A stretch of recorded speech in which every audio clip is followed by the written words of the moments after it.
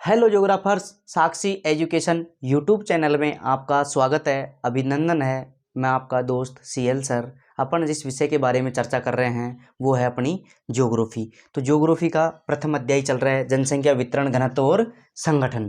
तो अपन ने कल चर्चा की थी जनसंख्या वितरण के बारे में। अपन आज चर्चा करेंगे जनसंख्या वृद्धि में होने वाली क्षेत्रीय विभिन्नताएं। तो क्या हेडिंग डालो, जनसंख्या वृद्धि में क्षेत्रीय विभिन्नताएं। हेडिंग लगाओ, जनसंख्या वृद्धि में क्षेत्रीय विभिन्नताएं। जनसंख्या वृद्धि में क्षेत्रीय विभिन्नताएं। जनसंख्या वृद्धि में क्षेत्रीय विभिन्नताएं, ये अपनी हेडिंग हो गई। तो देखो, जनसंख्या वृद्धि में क्षेत्रीय विभिन्नताएं पाई जाती है 1991 से और 2001 तक। 1991 से 2001 की तुलना में जो जनसंख्या वृद्धि 2001 से 2011 में धीमी रही है। कैसी रही है? धीमी रही है।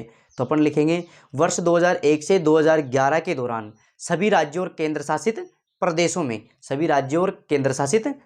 में पिछले दशक 1991 से 2001 की तुलना में जनसंख्या वृद्धि दर धीमी रही है। जनसंख्या वृद्धि दर कैसी रही है? धीमी रही है। तो लिखिए वर्ष 2001 से 2011 के दौरान। लिखिए वर्ष 2001 से 2011 के दौरान। 2011 के दौरान सभी राज्यों व केंद्र शासित प्रदेशों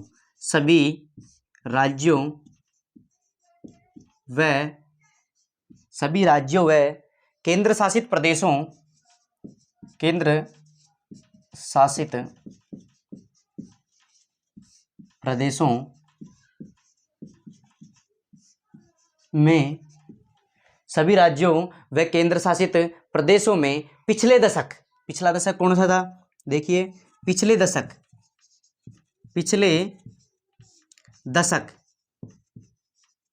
का मतलब 10 वर्षों का समय। तो पिछला दशक कौन सा हो गया 2001 से पहले? 1991 से 2001। 1991 से 2001 पिछले दशक 1991 से 2001 की तुलना में जनसंख्या वृद्धि दर धीमी रही है। की तुलना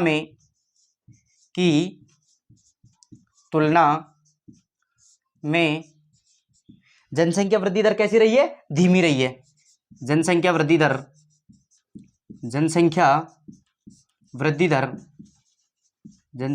दर धीमी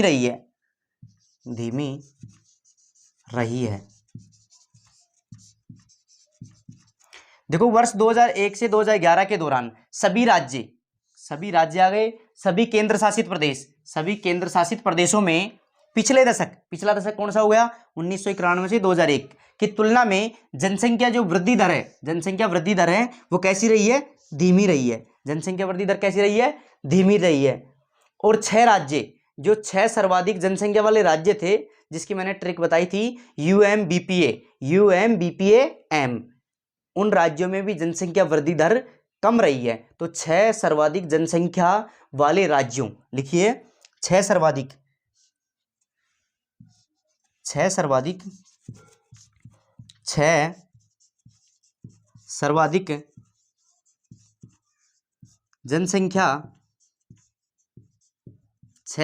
जनसंख्या वाले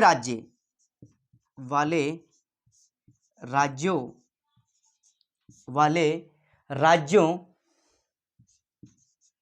देखो पहला आ गया। देखो इसकी ट्रिक मैंने बताई थी UMBPAM। क्या बताई थी? Trick UMBPAM। ये सर्वाधिक जनसंख्या वाले राज्य हैं। तो पहला हो गया, पहला कौन सा हो गया? यू से उत्तर प्रदेश। कौन सा प्रदेश? उत्तर प्रदेश। एम से महाराष्ट्र, दूसरा एम है उससे महाराष्ट्र। कौन सा राष्ट्र? महाराष्ट्र।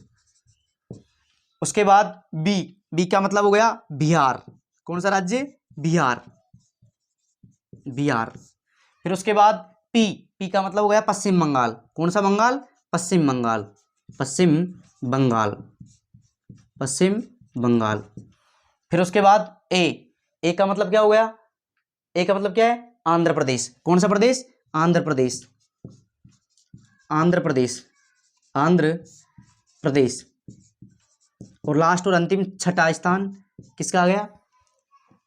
एम, एम का मतलब मध्य प्रदेश। कौन सा प्रदेश? मध्य प्रदेश। तो लिखेंगे मध्य प्रदेश। तो ये 6 सर्वाधिक जनसंख्या वाले राज्य हो गए। तो इनमें भी जो जनसंख्या वृद्धि दर थी, इनमें भी जो जनसंख्या वृद्धि दर थी वो धीमी रही है।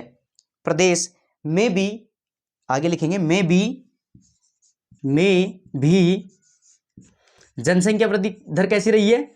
जनसंख्या वृद्धि दर, वृद्धि दर धीमी रही है, धीमी रही है।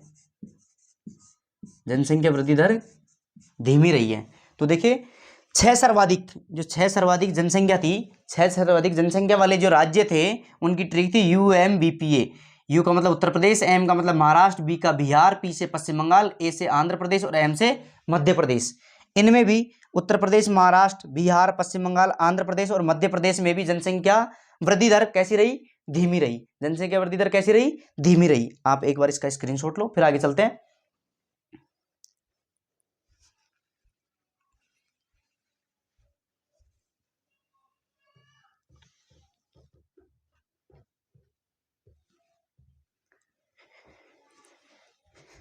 संभवतः आपने स्क्रीनशॉट ले लिया होगा, तो अपन आगे चलते हैं।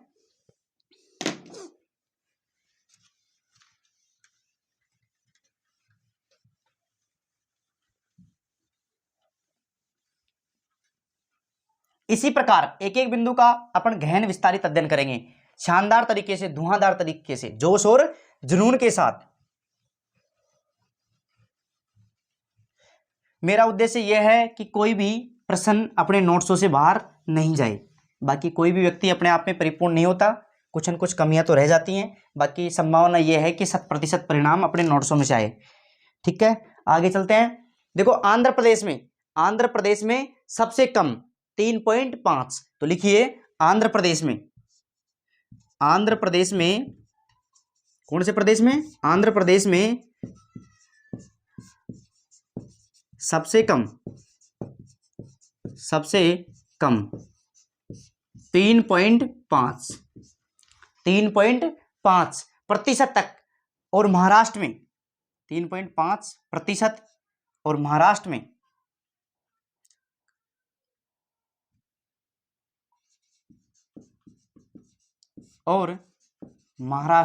कौन से राष्ट्र में? महाराष्ट्र में। और महाराष्ट्र में सर्वाधिक 6.7% गिरावट थी। और महाराष्ट्र में सर्वाधिक 6.7% की गिरावट आई जनसंख्या वृद्धि दर में। कौन से राष्ट्र में? महाराष्ट्र में 6.7% की गिरावट आई। यह गिरावट थी। देखो आंध्र प्रदेश में, कौन से प्रदेश में? आंध्र प्रदेश में सबसे कम गिरावट आई थी 3.5। और सबसे ज्यादा गिरावट कहाँ आई थी? महाराष्ट्र में। जो सर्वाधिक गिरावट थी कितनी थी? 6.7%। 6.7% की गिरावट आई थी। दूसरी ओर तमिलनाडु में 3.9 तथा पुदुचेरी में 7.1%। तमिलनाडु में लिखिए, तमिलनाडु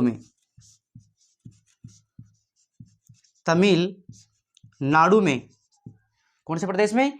तमिलनाडु में 3.9 तथा पुदुचेरी में, तमिलनाडु में 3.9% तथा पुदुचेरी में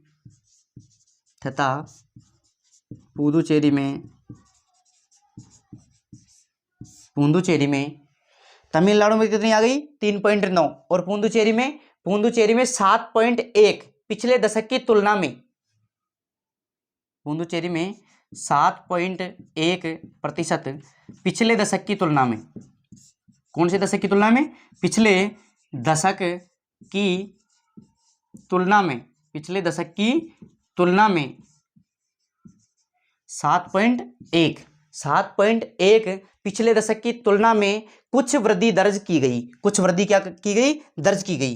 कुछ वृद्धि, इन राज्यों में कुछ वृद्धि दर्ज की गई। कौन कौन से राज्य में? तमिलनाडु और पुडुचेरी में कुछ वृद्धि दर्ज की गई। कुछ वृद्धि दर्ज की गई। कौन कौन से राज्य में? तमिलनाडु और पुडुचेरी में। तो एक बार आप इसका स्क्रीनशॉट लो, फिर आगे चलते हैं।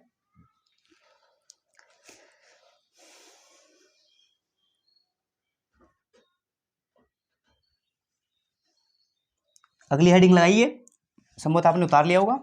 अगली हेडिंग लगाइए।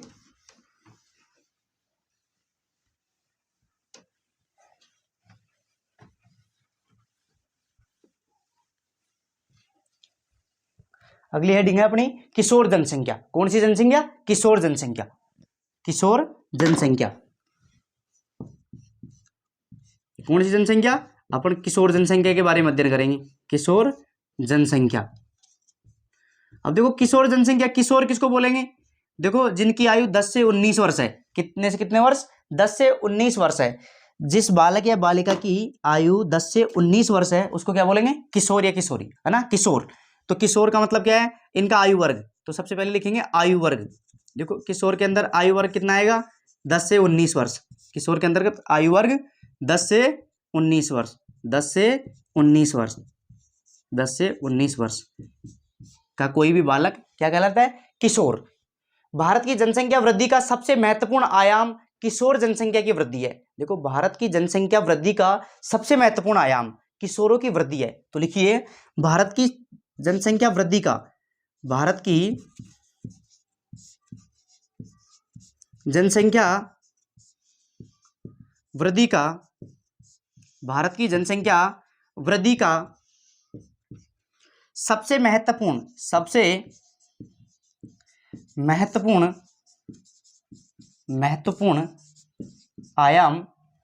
आयाम किशोरों की वृद्धि है। सबसे महत्वपूर्ण आयाम क्या है? किशोरों की वृद्धि। आयाम किशोरों की वृद्धि है। किशोरों की वृद्धि है। तो देखो भारत की जो जनसंख्या वृद्धि हुई है उसमें सर्वाधिक महत्वपूर्ण किसका योगदान है? युवाओं का, क्योंकि यह युवा जनसंख्या को प्रदर्शित करती है। क्योंकि जो ये आयु वर्ग है ये युवा जनसंख्या को प्रदर्शित करती है। क्योंकि आगे लिखिए, क्योंकि यह युवा जनसंख्या को प्रदर्शित करती है। कौन सी जनसंख्या को प्रदर्शित कर रही है? युवा जनसंख्या को प्रदर्शित करती है। कौन सी जनसंख्या को प्रदर्शित कर रही है? युवा जनसंख्या को प्रदर्शित करती है। युवा जनसंख्या को प्रदर्शित करती है। 2011 की जनगणना के अनुसार, अभी जनगणना लेटेस्ट जो आंकड़े प्रदर्शित हैं वो 2011 वाले हैं। तो 2011 की जनगणना के अनुसार भारत में किशोर जनसंख्या 20.9% है। भारत में किशोर जनसंख्या कितनी है? 20.9%। तो लिखिए 2011 की जनगणना के अनुसार, 2011 की जनगणना के अनुसार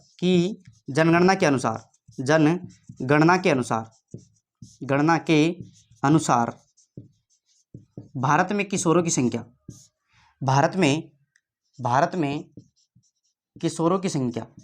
किशोरों की संख्या कितनी है? भारत में किशोरों की संख्या 20.9% है। कितना परसेंट? 20.9% है। 20.9% किशोर हैं। 20.9% किशोर हैं। कौन सी जनगणना के अनुसार? 2011 की जनगणना के अनुसार। एक बार आप स्क्रीनशॉट लो, फिर अपना आगे चलते हैं।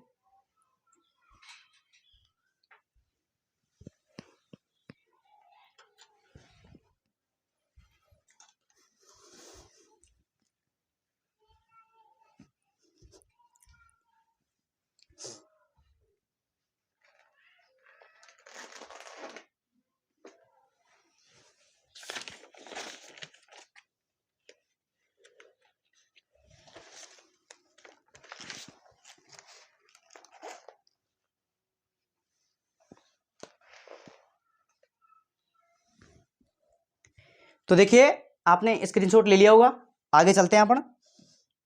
अगली हेडिंग लगाइए, किशोरों के समक्ष चुनौतियां। अब किशोरों के समक्ष कौन कौन सी चुनौतियां हैं, किस किस चुनौतियों को किशोरों का सामना करना पड़ रहा है, तो वो चुनौतियां, तो किशोरों के समक्ष चुनौतियां। तो लिखिए, हेडिंग लगाइए, भारत में किशोरों के समक्ष चुनौतियां। किशोरों के समक्ष चुनौतियां। इनको बहुत सारी चुनौतियों का सामना करना पड़ता है। चुनौतियां, अगर इसको समय रहते सही मार्गदर्शित नहीं किया गया तो ये विभिन्न प्रकार के अपवाद स्वरूप कामों में चले जाते हैं। इसलिए किशोरों के समक्ष बहुत सारी चुनौतियां रहती हैं, उनका समय रहते हल किया जाना चाहिए। किशोरों के समक्ष चुनौतियां, तो हेडिंग लगाइए, किशोरों के समक्ष चुनौतियां। अब पहली है बाल विवाह।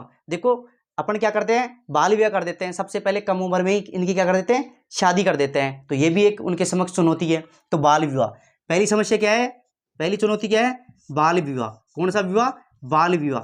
बाल विवाह, कम आयु वर्ग में ही शादी कर देना, ये भी किशोरों के समक्ष क्या है, चुनौती है। दूसरा है निरक्षरता, विशेषता स्त्री निरक्षरता।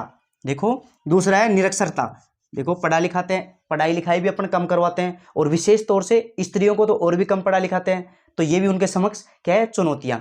तो निरक्षरता, ये विशेषता है स्त्री निरक्षरता।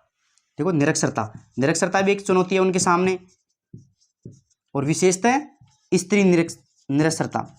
विशेषता है स्त्री निरक्षरता,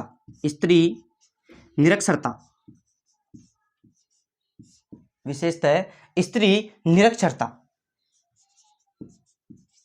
तो ये भी क्या है, किशोरों के समक्ष चुनौती है।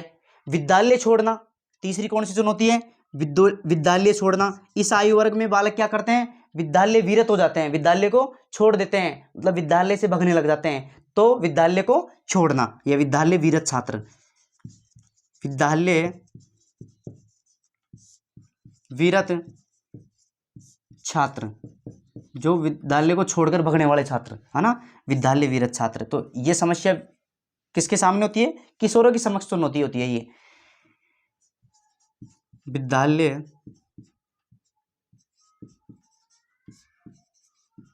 छोड़ने वाले छात्र, इस आयु वर्ग के बालक क्या करते हैं, विद्यालय को छोड़ देते हैं, विद्यालय छोड़ने वाले छात्र। तो ये भी इनके सामने एक क्या है, चुनौती है। भोजन समय पर ग्रहण नहीं करते, और ये इतने व्यस्त रहते हैं कि समय पे भोजन भी ग्रहण नहीं करते। तो नंबर 4 लिखिए, समय पर भोजन ग्रहण न करना, ये भी युवाओं के समक्ष या किशोरों के समक्ष क्या है, चुनौती है। ग्रहण न करना, क्या न करना, समय पर भोजन ग्रहण नहीं करना। किशोरी माताओं में उच्च मातृ मृत्यु दर, और किशोरी माताओं, देखो किशोरी माताओं में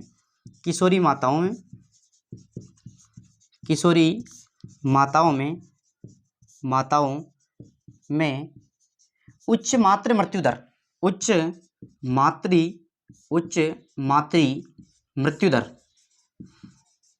मातृ मृत्यु दर।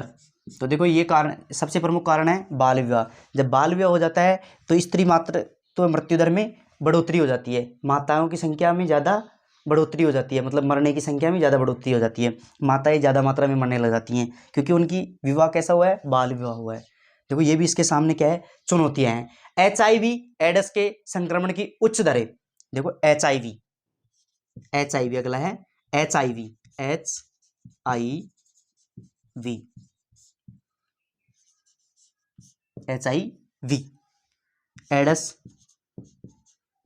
संक्रमण की उच्च दरें। देखो किशोरों में देखो शिक्षा का अभाव रहता है, उनके पास शिक्षा कम ग्रहण हो पाती है, इस वजह से वो क्या है, HIV के शिकार हो जाते हैं, एड्स के शिकार होते हैं। ठीक है, तो ये भी उनके सामने क्या है, समस्याएं। ड्रग सेवन, देखो इस अवस्था में बच्चे किसका सेवन करने लग जाते हैं, ड्रग सेवन।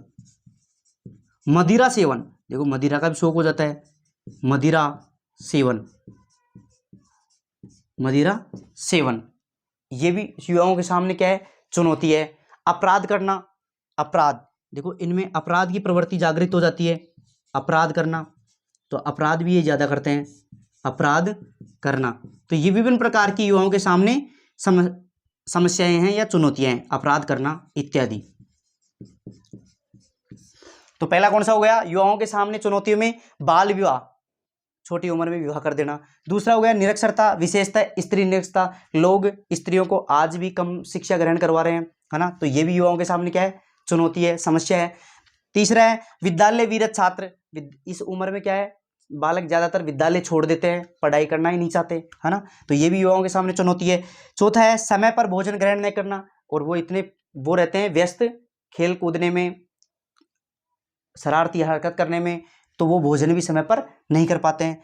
किशोरी माताओं में उच्च मातृ मृत्यु दर, और किशोरी माताओं की उच्च मातृ मृत्यु दर हो रही है क्योंकि बाल विवाह हो रहा है इस वजह से।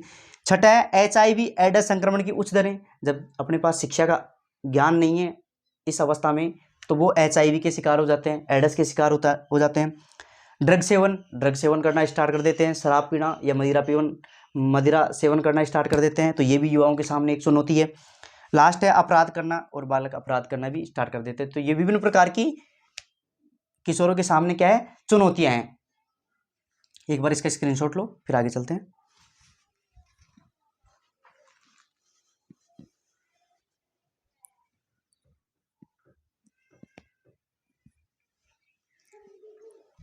संभवतः आपने स्क्रीनशॉट ले लिया होगा, तो अपन आगे चलते हैं।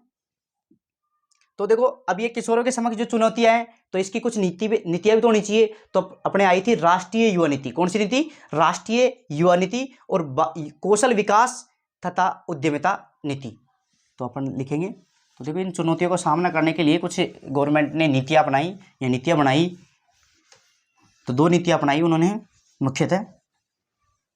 पहली नीति कौन सी थी, पहली नीति राष्ट्रीय युवा नीति, राष्ट्रीय युवा नीति। तो पहली नीति हो गई, हेडिंग लगाइए, राष्ट्रीय युवा नीति। कौन सी नीति, राष्ट्रीय युवा नीति, राष्ट्रीय युवा नीति, राष्ट्रीय युवा नीति।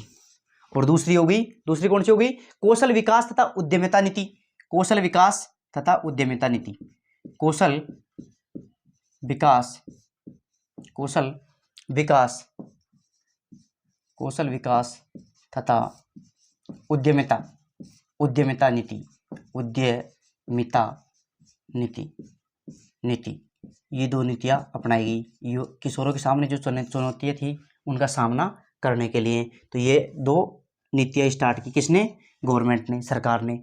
तो देखो राष्ट्रीय युवा नीति है, राष्ट्रीय युवा नीति है, भारत सरकार ने फरवरी 2014 को, देखो जो राष्ट्रीय युवा नीति है उसको भारत सरकार ने फरवरी 2014 को, कितनी तारीख को, फरवरी 2014 को किशोर जनसंख्याओं के विकास के लिए इस नीति को लागू किया। तो लिखिए भारत सरकार ने फरवरी 2014 को, यह नीति फरवरी, भारत सरकार ने, कौन सी सरकार ने, भारत सरकार ने फरवरी 2014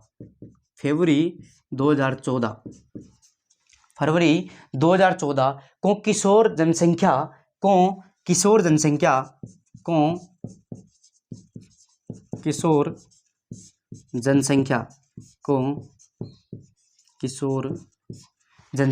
फरवरी 2014 को किशोर जनसंख्या के विकास के लिए इस नीति को लागू किया गया, के विकास के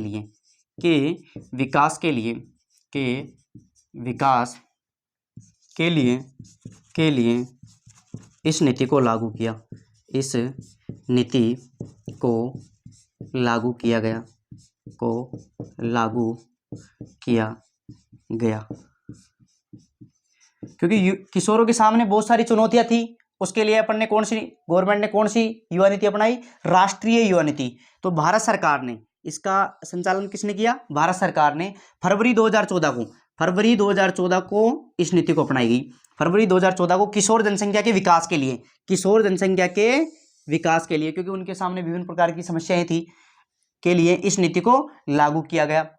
अब देखो कौशल विकास तथा उद्यमिता नीति, ये नीति, इस नीति को भारत सरकार ने वर्ष 2015 को लागू किया। अभी इस नीति को कब लागू किया? इस नीति को, इसमें लिखिए, इस नीति को भारत सरकार ने, कौन सी सरकार ने? भारत सरकार ने 2015 को लागू किया। 2015 वर्ष 2015 को लागू किया। देखो सरकार कौन सी है? भारत सरकार। इसमें भी कौन सी सरकार है? भारत सरकार। ये राष्ट्रीय युवा नीति फरवरी 2014 में आई, जबकि कौशल विकास उद्यमिता नीति वर्ष 2015 में आई। कौन से वर्ष में आई? वर्ष 2015 में आई। देखो इसमें युवा वर्ग, राष्ट्रीय युवा नीति के अनुसार जो युवा वर्ग की जो उम्र है वो कितनी है? 15 से 29 वर्ष युवा आयु वर्ग। तो इसमें युवा आयु वर्ग, राष्ट्रीय युवा नीति के अनुसार युवा आयु वर्ग। अब इसमें युवा कब से कब तक माना जाएगा? युवा आयु वर्ग जिसकी उम्र 15 से 29 वर्ष हो, 15 से 29 वर्ष हो, उसको 15 से 29 वर्ष उसको क्या माना जाएगा? युवा। किसके अनुसार? राष्ट्रीय युवा नीति के अनुसार। अब इसका उद्देश्य क्या है? देखो राष्ट्रीय युवा नीति का उद्देश्य क्या है? तो इसका उद्देश्य है किशोर जनसंख्या की संभावनाओं का विकास करके, किशोर जनसंख्या की संभावना का विकास करके। तो लिखिए विशेषता, इसकी विशेषता क्या है? विशेषता किशोर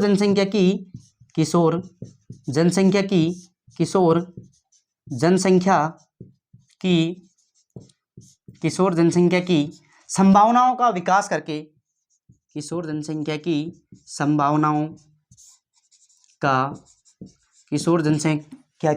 संभावनाओं का विकास करके भारत को संभावनाओं का विकास करके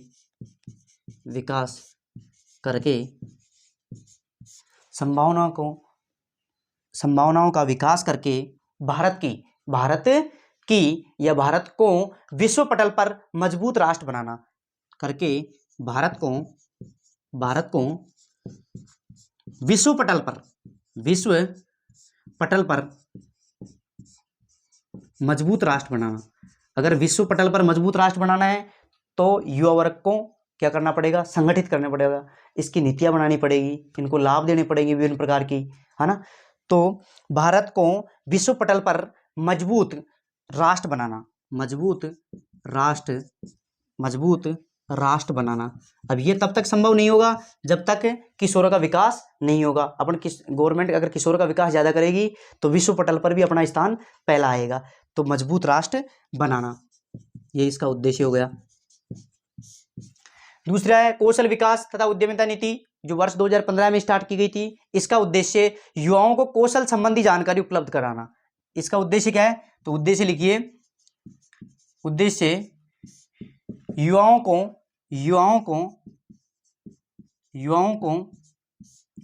कौशल संबंधी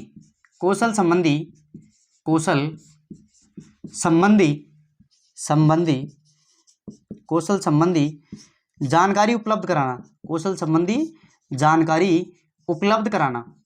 उपलब्ध कराना, ये इसका उद्देश्य हो गया। एक बार आप इसका स्क्रीनशॉट लो।